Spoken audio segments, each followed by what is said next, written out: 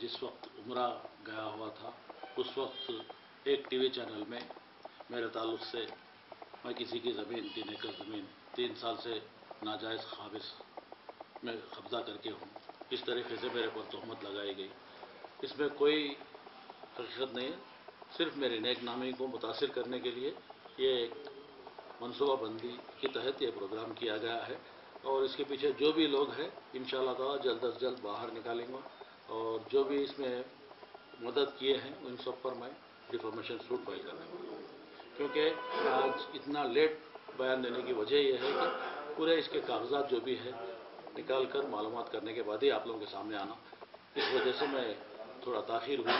मैं इस ज़मीन के ऊपर जो मेरे पे तोहमत लगाई गई है, जो ख़वातीन थी जिन्होंने उनको बोलकर अपनी बातें उनको सुना रहे थे, वैसे अपने खुदी से कुछ नहीं कहते हुए हंसते हुए बात कर रहे थे।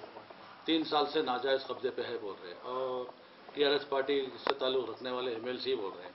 3 साल पहले तो मैं कुछ भी नहीं था और तहसील में हम एप्लीकेशन देने का तो कोई लेने को तैयार नहीं है। इस तरीके से बात करें, अगर आपको तहसील में नहीं लेने को तैयार है, आप आरडीओ के पास जा सकते हैं, आरडीओ नहीं लिया तो कलेक्टर के पास जा सकते हैं। किसी के पास 3 साल से क्यों नहीं रुजू हुए?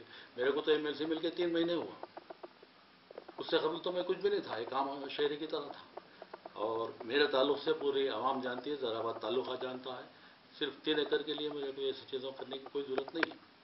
सरासर इल्ज़ाम है और ये जो ज़मीन उन दावा कर रहे हैं वो ज़मीन के ऊपर ऑलरेडी वो लोग केस फाइल कर चुके हैं, जिस पे 12 लोग नाजायज़ कब्जे पे है कहकर केस चल रहा है। ज़हराबाद कोर्ट में केस चल रहा है जो 3 बार खारिज हो चुका है। इनकी अदम पैरवी की वजह से, ये पेशियों में नहीं जाने की वजह से वो खारिज हो चुका। फिर असरनो उसको 2013 से फिर से उसको फोर्स में लाया गया, केस अभी चल रहा है।